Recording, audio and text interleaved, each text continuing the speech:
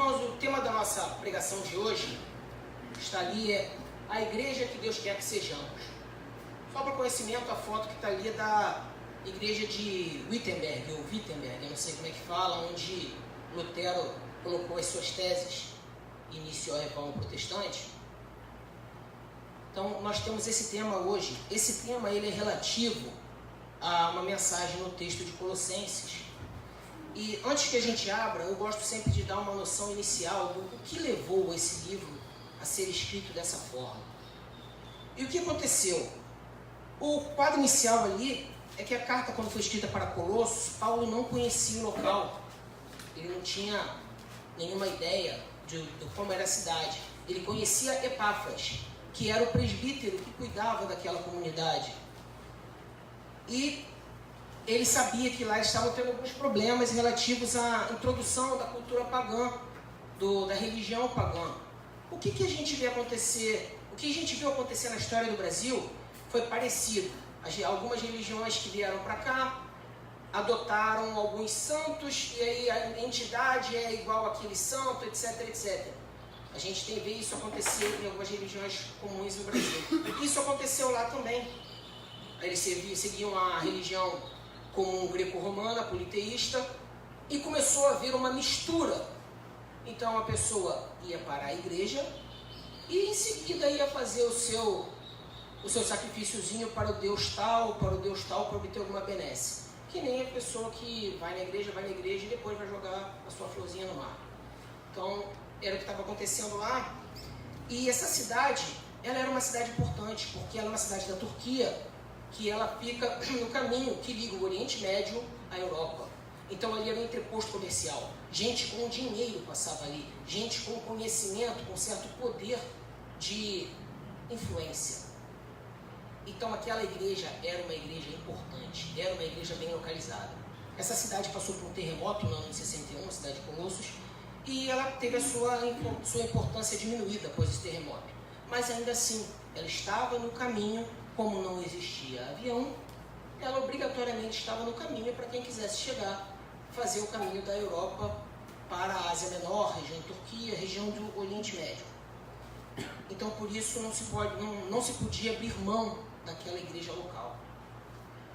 Convido toda a igreja a abrir a sua Bíblia ou acompanhar conosco aqui na tela. O texto está em Colossenses 3, capítulo 3, versículos de 12 a 17.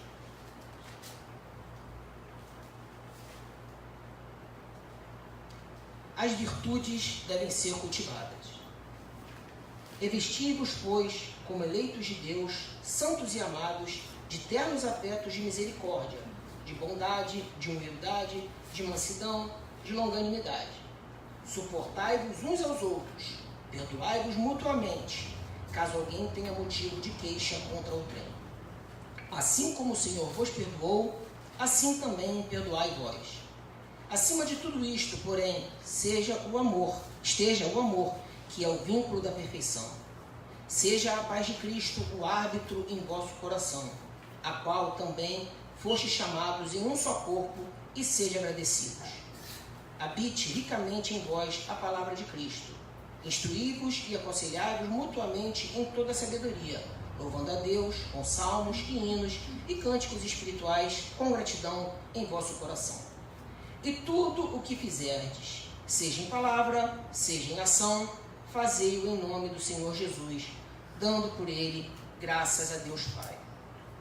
Irmãos, baseado nesse texto, eu levanto novamente o nosso tema como uma pergunta. Como a gente pode fazer para ser a igreja que Deus quer que nós sejamos?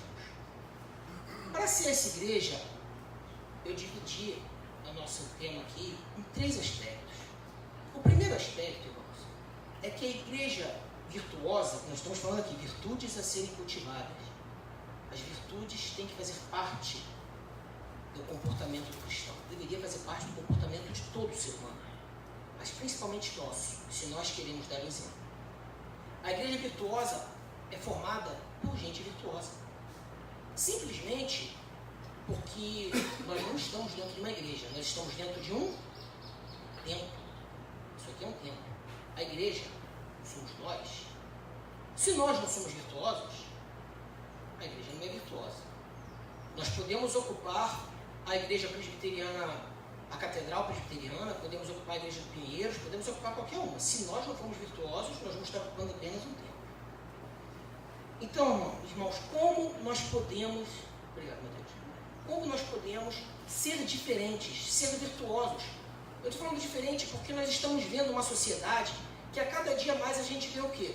As pessoas querem levar vantagem. As pessoas só pensam no seguinte: eu só faço bem a quem me fizer bem e olhe lá. No geral, eu estou aqui para prejudicar, eu estou aqui para levar vantagem. A pessoa sempre acha que ela ser boa é ela se dar bem ou ela fazer as coisas para os seus se darem bem. Quando isso não é virtude. Virtude é você fazer o que é certo, é você fazer o que é bom para todos. Irmãos, então como a gente pode mostrar que nós somos diferentes? Com certeza não é com a conduta que alguns crentes adotam de se esconder do mundo. Ah, não, o mundo é pecaminoso. Pecado tomou conta da humanidade. Então eu vou me esconder num buraco para fugir do pecado. Irmão, se fosse assim, o céu ia ter um monte de tatu. Se ficar escondido debaixo da terra, quando fosse levar alguém para o céu, ia ter um monte de tatu. Tatu, topeira, minhoca. Era isso que a gente ia encontrar lá. A gente não deve se esconder do mundo. Vocês lembram que a palavra nos fala, que Cristo nos falou, que nós devemos ser luz para o mundo? Você não acende a luz para botar ela embaixo da cama, botar dentro do armário. Você acende a luz e bota ela num ponto alto, para que ela ilumine tudo. As nossas lâmpadas não estão embaixo das cadeiras. Se nós temos que ser luz para o mundo, então nós não vamos nos tornar virtuosos se nós nos escondermos dele. Com certeza não. Nós vemos muita gente achando que está se escondendo do pecado, fazendo uma pretensa santificação com o ato de se esconder. Mas, irmãos, será que isso é uma santificação? Passa, por favor, Lésia. Eu vou ler ali o texto. Esse texto é de uma pessoa bastante conhecida, atual. E eu gostei muito desse texto dessa pessoa. Então, o jovem se converte e deixa de participar dos churrascos em família, deixa de frequentar a pizzaria nos finais de semana com os amigos do mundo, não visita a tia doente porque está atarefado na igreja, não joga mais futebol com os amigos mundanos, para de ir à praça da cidade para fugir da aparência do mal, e deixa de apreciar artes em geral, porque são coisas do mundo e automaticamente do diabo. Tudo isso na ilusão de estar se santificando, quando na verdade não percebe que o isolamento não produz santos, e sim alienados. E é muito comum a gente ver quem está aí fora achando que o crente é alienado, porque ele se esconde. Então, irmãos, não é isso que Deus prega a nós. Em nenhum lugar da Bíblia vem dizendo que nós devemos ficar fugindo do mundo, fugindo do que acontece. Para nos mostrarmos melhores, para a gente ser realmente exemplo para o mundo, a palavra, ela diz o quê? Que nós temos que ter boas condutas, temos que nos revestir de virtudes, boas ações. Então, que boas ações, que boas condutas são pautadas do quê? Aonde nós encontramos isso? Nós encontramos isso em Gálatas 5, 22 e 23, que fala o seguinte. Irmãos, eu vou fazer várias inserções aqui com textos bíblicos. Quem quiser abrir, fique à vontade. Mas eu não vou demorar muito, porque senão a gente vai bem longe aqui. O que fala então? Gálatas 5, 22 e 23. Mas o fruto do Espírito é o fruto do Espírito Santo. Aquele Espírito Santo que nós cremos que está conosco, que rege as nossas vidas. É amor, alegria. O crente não tem que ser triste, ficar sofrendo com cara de oh meu Deus, eu não posso me alegrar com o mundo. Não, isso não está escrito. São amor, alegria, paz, longanimidade, benignidade, bondade, fidelidade, mansidão, domínio próprio. Contra estas coisas não há lei. Longanimidade, se alguém não sabe, é ter longânimo, é ter capacidade de suportar as adversidades, se manter animado apesar das dificuldades e das contrariedades que acontecerem. Então, irmãos, nós temos que aparecer para o mundo fazendo coisas boas. Não temos que nos esconder. Nós temos que demonstrar a nossa virtude para que realmente tenhamos igrejas. para que realmente a comunhão dos santos seja igreja. A igreja é a noiva do Senhor. E pode ter certeza que o Senhor não quer uma noiva que não tenha virtudes. Todo mundo, quando procura a sua noiva e o seu noivo, procura uma pessoa de virtudes. Uma pessoa que lhe seja agradável, que lhe seja boa. Você olha e você pensa, pô, vou ter um filho, eu vou querer ter um filho de uma pessoa que não vale nada. Ninguém pensa isso. Ninguém, pelo menos, parte desse princípio. E da mesma forma, a igreja tem que ser assim. A esposa, a noiva do Senhor, também tem que ser assim, irmãos. Irmãos, o segundo aspecto que nós vamos bater agora, no primeiro nós batemos então que a igreja virtuosa é lugar de gente virtuosa. O segundo aspecto, que a igreja virtuosa ela é formada por irmãos. Além de ser virtuosos, nós temos que ser irmãos. E o que são irmãos? Irmãos são pessoas que se veem uma ou duas vezes na semana na igreja, e aí nos 60 segundos, paz do Senhor, dá um abraço, legal, isso é ser irmão. Irmãos, os 60 segundos ele é muito legal, eu não estou criticando os 60 segundos. Os 60 segundos ele serve para quê? Eu não conheço o Luciano. Então ali nos 60 segundos eu vou lá, paz do Senhor, eu conheço o Luciano, e amanhã já chegou, tudo bem, beleza? E a gente começa a conversar. Então, os 60 segundos, eles são o primeiro passo para que nós nos tornemos irmãos. Mas não pode ser só isso. Não pode morrer nos 60 segundos. Irmãos são pessoas que não só trabalham às vezes pelo templo, eu trabalho pela igreja, eu vou lá, eu ajudo a limpar a igreja, eu ajudo com os instrumentos, eu ajudo a cuidar disso, daquilo outro. Tá, isso é muito bom, a pessoa está de parabéns, mas isso não a torna um irmão dos outros. Não um irmão na síntese do que a palavra quer dizer, de proximidade. E o que quer dizer essa proximidade? Está em Mateus 12:50. O que é o irmão e quem? Não é nem o que é o irmão, é quem são os irmãos. Quem são os irmãos? Cristo foi perguntado quem são os irmãos. Foi quando o episódio dele, a sua família está aí fora. Que família? A sua mãe e seus irmãos estão aí. Em Mateus 12:50, então, tem a resposta de Cristo. Qualquer que fizer a vontade do meu Pai Celeste, esse é meu irmão, minha irmã, minha mãe. Então, irmãos, todos aqui são nossos irmãos. Se nós não somos capazes de enxergar isso, nós temos que rever o que nós estamos fazendo e mudar os nossos conceitos. Isso é igreja, é esse sentimento de irmandade. Igreja virtuosa, igreja de virtude, igreja que não é apenas tempo com gente dentro, ela é formada por irmãos. Mas Leonardo, não gosto desse negócio de irmão, essa proximidade toda. Então eu tenho a solução. Compra o título do clube, vai para o clube, toma um banho de piscina, come um churrasquinho, porque ali você não é obrigado a ser irmão de ninguém. É uma possibilidade. Se associa aí a um clube de uma torcida organizada. Agora aqui, aquele que entra na igreja do Senhor, ele tem que estar disposto a ser irmão, a se ver como irmão. Você quer ser visto como filho de Deus? Eu sou filho de Deus, eu creio que vocês são filhos de Deus. Então vocês são meus irmãos, com os seus defeitos, com alguma coisa que você faz que eu não gosto, você não gosta de alguma coisa que eu faço, mas somos irmãos. Nós precisamos enxergar assim, porque se nós queremos ser filhos de Deus, nós obrigatoriamente temos que passar por isso. E se Cristo nos vê como irmãos porque nós fazemos a vontade do Senhor, então nós precisamos, se eu quero ser irmão de Cristo, nós precisamos ser irmãos uns dos outros. Irmãos, ainda a respeito disso, nós temos que ter o comportamento de irmãos. O que irmãos fazem? Irmãos dão suporte uns aos outros. Lembra que a gente leu ali no texto de Colossenses? Suportai-vos nas aflições.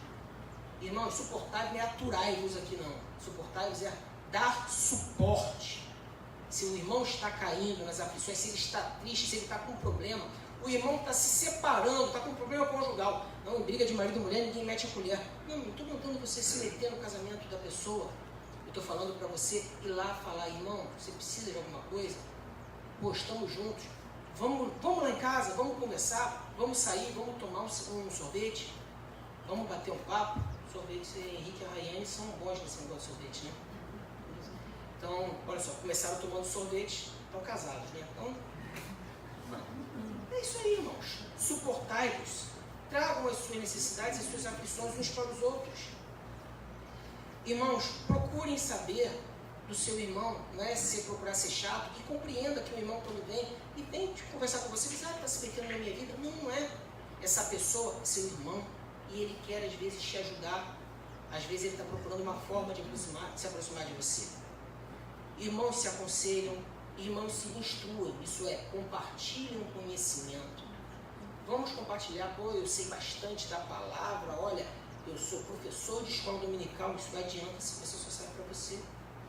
Aqueles que são professores, vão fora, sabem, o professor, o que o torna professor é o passar o conhecimento para o aluno, não é o reter o conhecimento. Reter o conhecimento não transforma ninguém em sábio, não transforma ninguém em professor, nada assim. Então, irmãos, vamos pegar o exemplo de Cristo. O que Cristo fez? Cristo apoiou as pessoas, não apoiou? Qual é o maior exemplo de apoio que Cristo deu? Cristo estava na Galileia. A Galileia era a região daquela região de dominação romana, de onde é a Palestina, Israel, esses campos todos de hoje. Era a região mais pobre e mais deixada de lado pelo governo. O povo ali tinha que se virar por si e pagar imposto. Não recebia nada em volta. Se falasse muito, ainda morria. Um belo dia, Cristo chegou, uma multidão cercou ele, ele subiu o monte e ele fez o que está em Mateus 5-7, o sermão do monte. E nesse sermão ele chegou para aquele povo pobre, aquele povo marginalizado, aquele povo abandonado pelas autoridades, aquele povo que tinha uma mortalidade infantil altíssima, que tinha uma média de vida muito curta, que não tinha apoio nenhum, e falou: vocês são bem-aventurados, vocês são felizes, porque os que choram hoje serão exaltados, os que hoje serão humilhados vão ver a glória de Deus, os que estão sofrendo hoje e que têm fome e sede de justiça, vocês vão ver, vocês estarão no céu comigo em pouco tempo. Isso é dar suporte, isso é comportamento de irmãos. A gente leu já no texto de Colossenses, e está bem claro no versículo 12,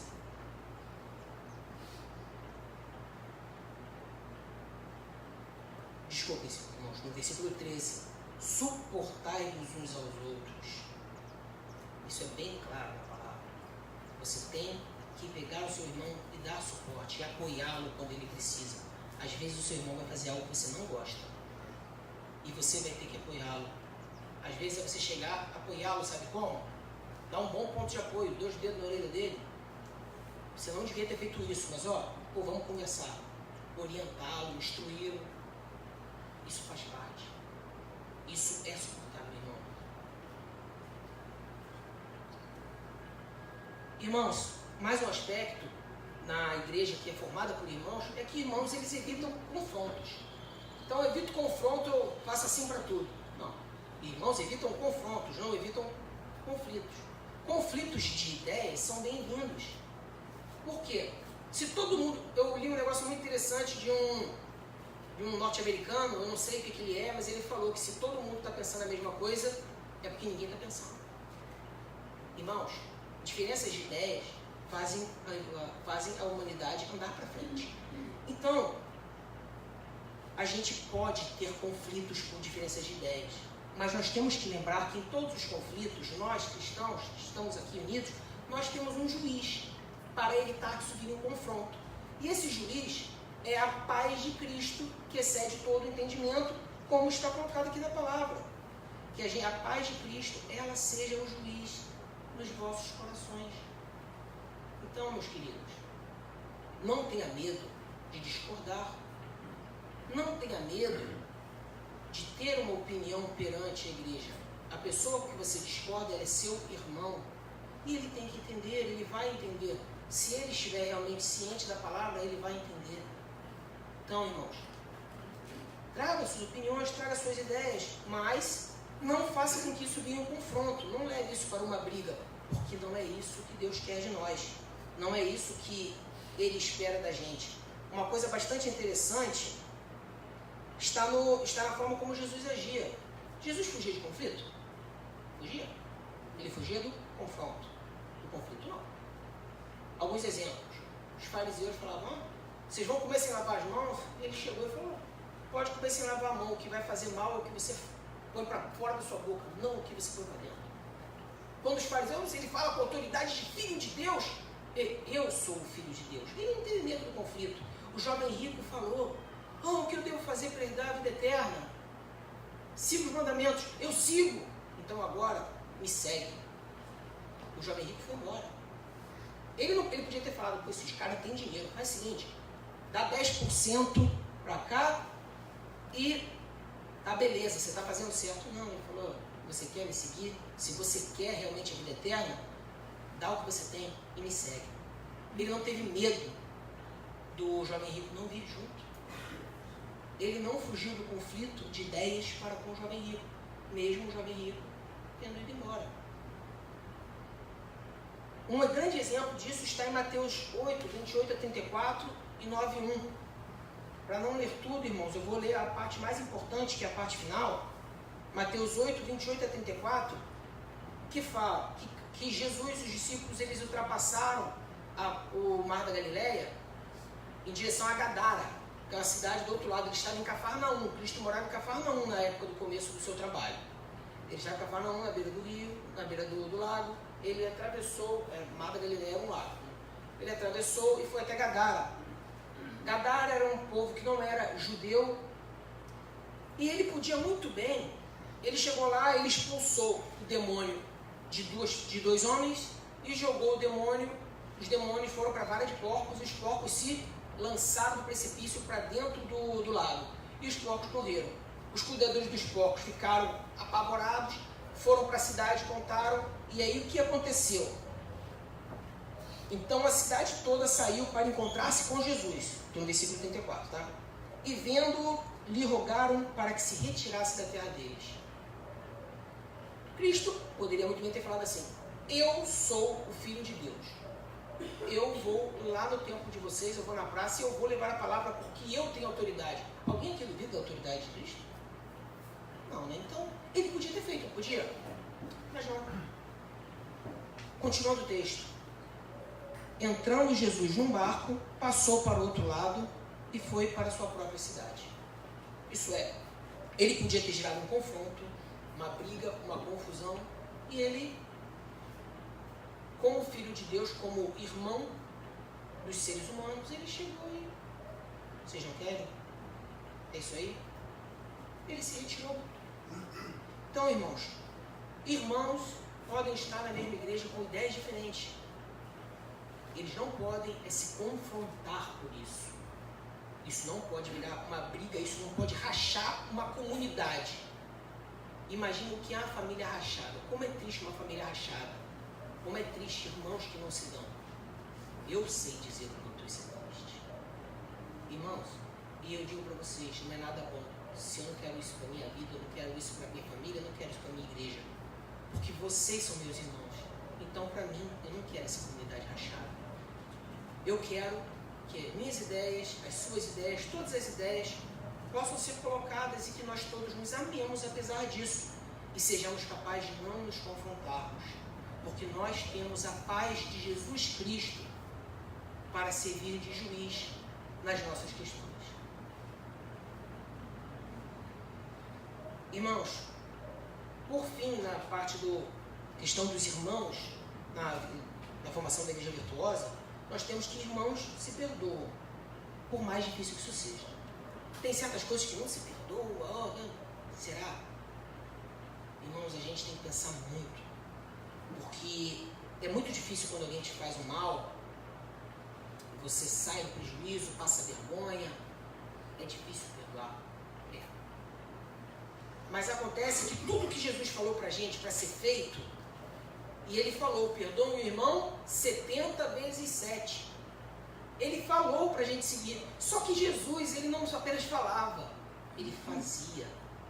E ele deixou para a gente o maior gesto de perdão da história da humanidade, para que isso servisse de exemplo para a gente. Está em Lucas 23, 33 e 34, a primeira parte do 34. A crucificação. Quando chegaram ao lugar chamado Calvário, ali o crucificaram, bem como aos malfeitores, um à direita e outro à esquerda. Contudo, Jesus dizia: Pai, perdoa-lhes, porque não sabem o que fazem. Irmãos, ele não só estava sendo crucificado, espancado, açoitado, coroa de espinho na cabeça, humilhado, cuspe na cara, não só isso. Além disso tudo, ele não tinha culpa. Porque às vezes ele fez isso com um bandido. Você já não já não consegue pensar em ser feito isso com um bandido. Isso foi feito com quem não tinha pecado nenhum, com quem não tinha culpa nenhuma. E ainda assim, ele não falou, para que está doendo. Ele falou, Senhor, perdoa-lhes, eles não sabem o que fazem. Então, irmãos, vamos pensar aqui, para e pensa, 10 segundos para vocês pensarem em alguma coisa que não precisa ser da igreja. Uma pessoa te fez alguma coisa que você não gostou, um comentário besta, uma piadinha idiota. Pense.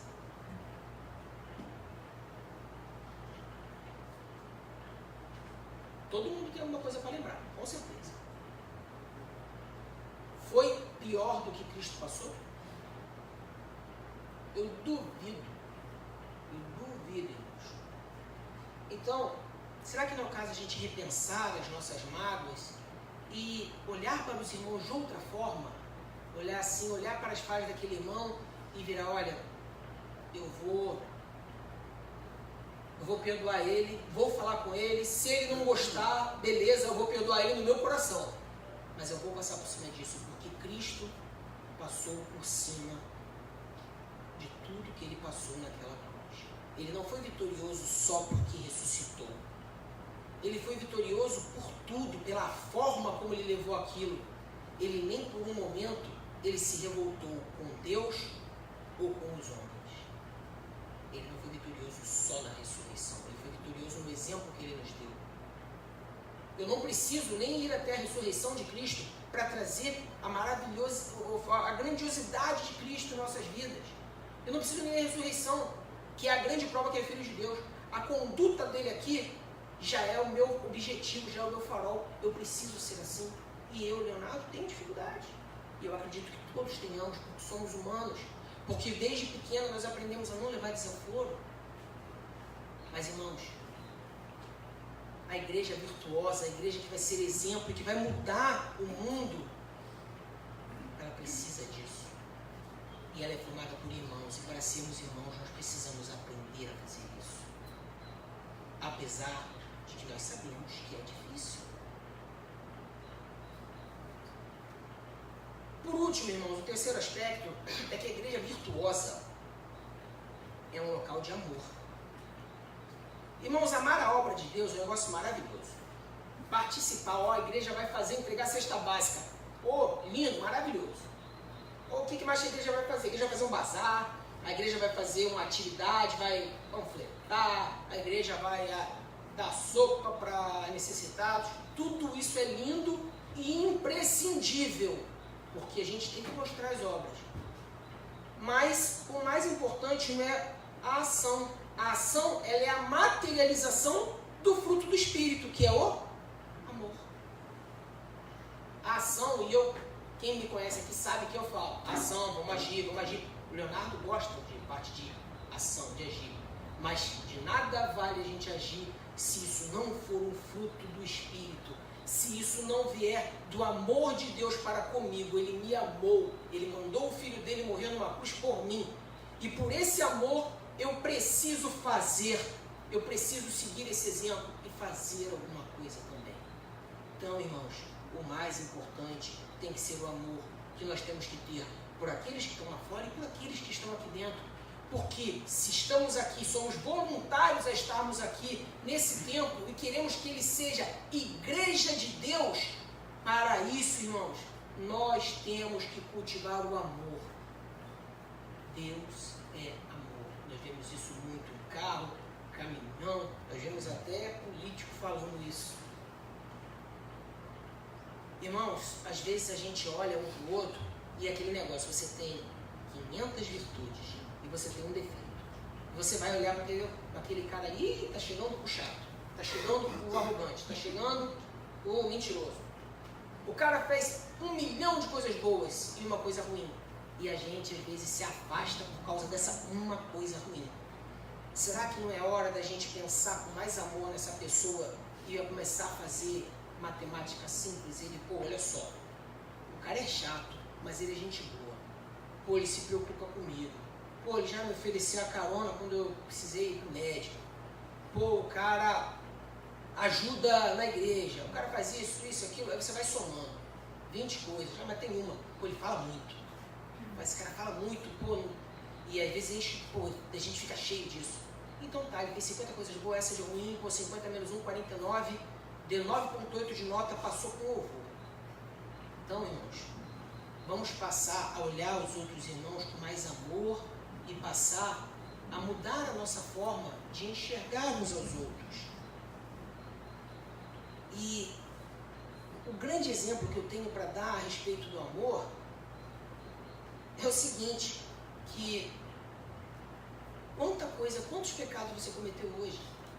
Quantos pecados você cometeu esse mês? E Deus ainda te ama. Vocês têm dúvida do amor de Deus por cada um de vocês? Eu não tenho. E nós pecamos, nós erramos. Às vezes, nós abandonamos uma pessoa que nós, por um comportamento inconveniente dela, nós abandonamos, deixamos ela de lado.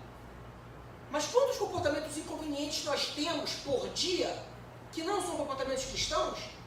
E ainda assim, Deus não nos abandona. Então, irmãos, o amor, a palavra nos fala que é o vínculo da perfeição. É a síntese dos adjetivos do Senhor. E existe um versículo da Bíblia, que está aqui, já, vocês estão vendo aqui, mas se não tivesse, eu acredito que a maioria ia lembrar, que ele sim, ele é a síntese do amor. João 3,16. Podemos falar juntos? Porque Deus amou ao mundo de tal maneira que deu seu Filho unigênito, para que todo aquele que nele crê não pereça, mas tenha a vida eterna. Irmãos, ele deu o Filho dele. Ele deu o Filho dele. Deus é triuno, é trindade. Deus Pai, Filho, Espírito Santo. Ele se deu por amor. Ele sofreu por amor. Ele morreu por amor. Essa é a síntese do que é uma igreja virtuosa. Se nós não temos capacidade de fazer isso, fechemos as portas. E não estou falando da Igreja Presbiteriana da Trindade. Estou falando para qualquer instituição que tenha o nome igreja. Nós precisamos ter isso em mente, que o amor é o vínculo principal. Sem deixarmos de ter os nossos conflitos de opinião, sem deixarmos de pensar, temos as nossas características individuais, mas que esse amor de Deus, ele possa inundar os nossos corações e ele possa fazer com que os nossos relacionamentos para com Deus e para com o próximo seja a tônica do nosso comportamento. Que esse amor ele seja o nosso farol, seja o nosso objetivo, que a gente olhe essa luz, o amor de Deus, mesmo eu estando passando por dificuldade, eu não vou me desviar do amor de Deus, da conduta que o amor de Deus coloca. Se ele deu o filho dele e eu estou passando por dificuldade, é muito pior o que ele passou. Porque eu garanto, quem é pai sabe o que eu estou falando.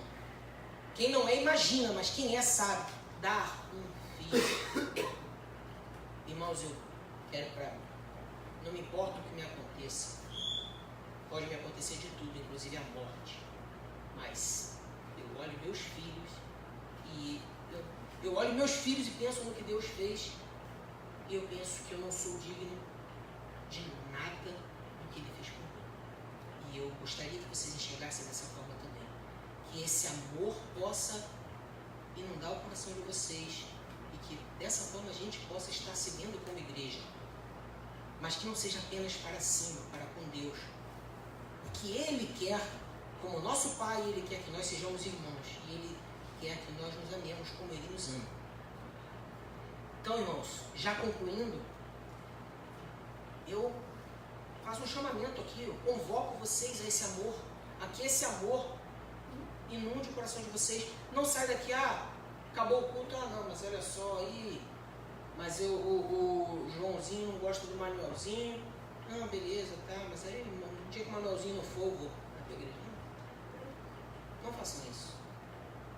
Vamos procurar pegar esse amor, essa conduta, essa forma de agir de Cristo, e que isso nos leve como exemplo a agir virtuosamente. Aí, é fácil? Não. Se eu não gosto do Joãozinho, e então depois dessa pregação aqui eu vou sair amando o Joãozinho. Não. Nós não vivemos no mundo apoliano. Mas a gente tem que se dispor, abrir o nosso coração e começar a trabalhar. A gente tem que se trabalhar. A gente tem que se penitenciar e falar: Senhor, eu tenho que ter mais paciência com essa pessoa. Senhor, que ela também tenha paciência comigo. Então, irmãos, eu peço a vocês, você não vai começar, você não vai aprender isso da noite para o dia. Mas eu peço a você que seja hoje o dia do primeiro passo, para que tenhamos, para que a virtude do amor possa estar inundando o seu coração, para que essa igreja e todos os locais que você vão sejam inundados, sejam influenciados através do amor que você tem. Irmãos, eu vou fazer um pedido. Eu queria que vocês olhassem para os lados, para a frente e para trás. Todo mundo olhasse. Dê uma olhadinha. Atrás de mim não tem ninguém, então eu não vou olhar. Mateus, também você não precisa olhar para trás, não. Ninguém atrás de ti. Irmãos, essa pessoa que você olhou é seu irmão. Alguma vez você teve a oportunidade de dizer isso para essa pessoa? Gerson, não ri não, a esposa não conta. Tu tá rindo que a esposa não conta, mas olha, as outras pessoas você já falou. Tô brincando, claro que a esposa conta também, mas é mais fácil, né? Mas, irmãos, vocês já pararam para pensar nisso? Pô, esse cara que está aqui na minha frente, eu nunca tinha parado para raciocinar que ele não é só um colega de igreja, que ele é meu irmão. Já pararam para pensar nisso? Se você não consegue pensar nisso hoje, peça que Deus coloque isso no seu coração. Irmãos, são esses sentimentos que tornam a igreja forte. A gente vira e mexe e conversa, a gente não tem um tempo próprio aqui, não temos o nosso tempo. É simples, é ajeitado, é legal, mas é simples. Mas é muito mais importante que nós não tenhamos a beleza, não tenhamos o tempo próprio, mas que nós tenhamos a virtude de uma igreja. Aí nós podemos encher a boca e falar: somos uma igreja, temos pecados, temos defeitos, mas somos igreja. Isso é muito mais importante do que ser uma igreja que, no caso, faz uma reza forte, tem curas, poderes, tem um templo lindo. Não, muito mais importante que isso são aqueles irmãos como a igreja primitiva, que se reunia escondido, com luz apagada, para não ser pego, e eles repartiam o pão e viviam e liam a palavra e conversavam sobre o Evangelho, sobre a boa nova de Cristo. Então, irmãos, e eles faziam isso escondidos, praticamente em buracos. Então, que nós possamos trabalhar para sermos melhores como pessoas, para que nós consigamos ter uma igreja no padrão do que o nosso Pai deseja.